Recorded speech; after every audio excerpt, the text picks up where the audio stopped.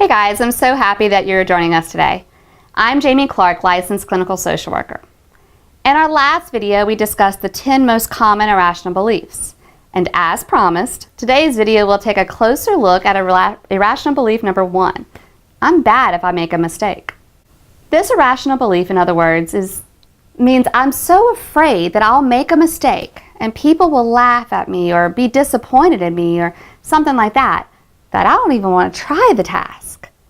Mistakes mean weakness, and I can't possibly show someone that I'm weak by making a mistake, because then everyone will take advantage of me in some way.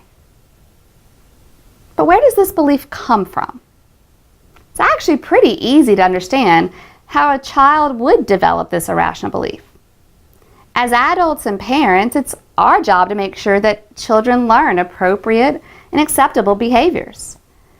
Imagine that you and your child are in a place like a library or at a meeting or really anywhere that it's expected to be pretty quiet.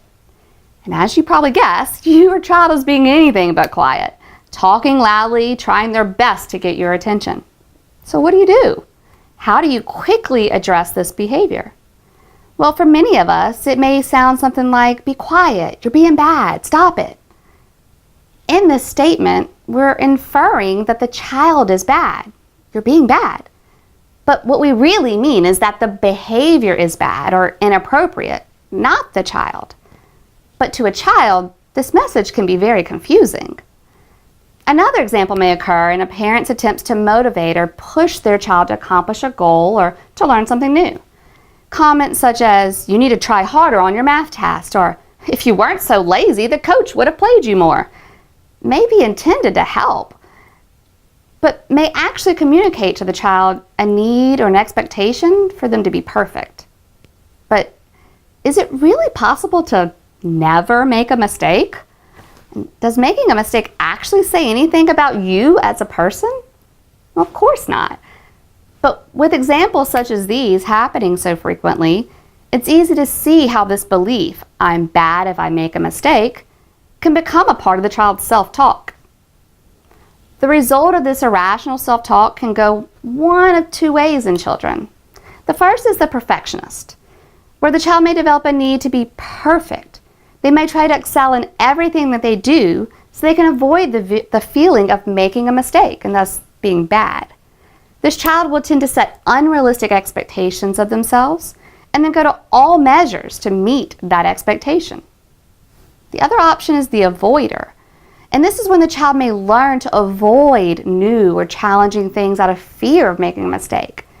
These children would rather know that they failed at something because they did not try than to try and chance making a mistake or chance not being good enough.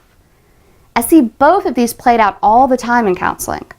Regardless of which path taking, the perfectionist or the avoider, the effects are very similar. Stress, frustration, irritability, physical aches and pains, and on and on. So what does this irrational belief look like in adults? The avoiding child may continue this avoidance in adulthood. They may seem to lack initiative and never advance in their career out of fear of learning something new or because of the possibility of doing something wrong. They'd rather stick to what they know, even if they're not happy, than to have to learn something new and risk making a mistake. The perfectionistic child may also continue with these high expectations into adulthood. They may feel that the need to prove their competency to others. This could lead to them becoming a workaholic because they feel that they have to prove to everyone that they can do their job perfectly. Their biggest fear would be for an employer or a coworker to find or point out one simple mistake that they made. This fear is so strong that they're willing to sacrifice their health, their family, and even their sanity for the assurance that they will not make a mistake at work. And as we already kind of mentioned, the belief, I'm bad if I make a mistake, can also have an effect on the way that we parent. The parent who tends to avoid new or challenging situations will often teach their child to avoid as well. The child may not try out for the team or may be too afraid to make a new friend because what if they make a mistake? What if they laugh at me? while the perfectionistic parent will anguish over the child not being the best student or the best athlete, and will see anything less than perfect as a reflection of how they failed as a parent. And to avoid this feeling, the parent will do all they can to push their child, and at times even blame their child's mistakes on someone else. The umpire's blind. That strikeout was not my child's fault. They blame because in some way a strikeout or a bad test grade means that I'm not doing my part as a parent.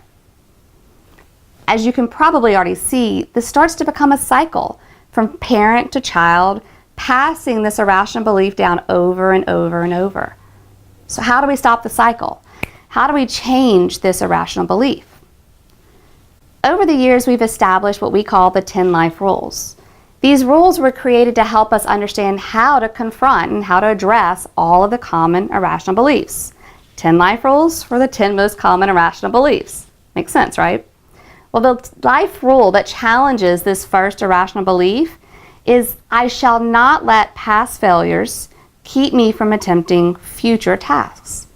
Think about it. I mean, what it really means is, if I tried something in the past and I see that attempt as, or experience as a failure, or feel that I made mistakes, I'm not going to allow that to stop me from trying what it is again. You know the old saying, if at first you don't succeed, try again. Mistakes and failures are an opportunity to do something in a new, different, or better way. They're designed to help you make decisions, not be a stopping point. We all should get into the habit of asking ourselves, what's the worst that could happen? Most of the time we realize that the worst is usually not as scary or bad as our irrational thoughts are making it seem.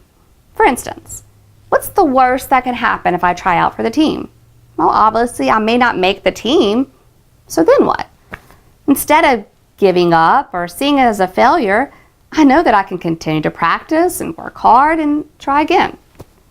Mistakes are a learning opportunity and are not an indication that you are bad or you are stupid or you are unlovable. And your child's mistakes do not mean that you're not a good parent. So really, we should welcome mistakes as a way to learn something new. And as the wise Cosmos Crow says, the only people who never make mistakes are the ones who never do anything. I really hope that you enjoyed the video today and that you've learned more about irrational belief number 1. If you found this video interesting, feel free to hit the like button. Make sure you subscribe to the channel so that you can be notified as new videos are added in the series. Also down below, I'll put a link to our website and we'll list the Cosmos Crow adventure stories that directly address the first irrational belief. If you feel that you or your child struggle with this belief, I encourage you to take a look at how these stories may help in changing it. I look forward to talking to y'all again next time as we take a look at irrational belief number 2. And remember, changing your thinking can change more than you think. Think about it and we'll see you next time.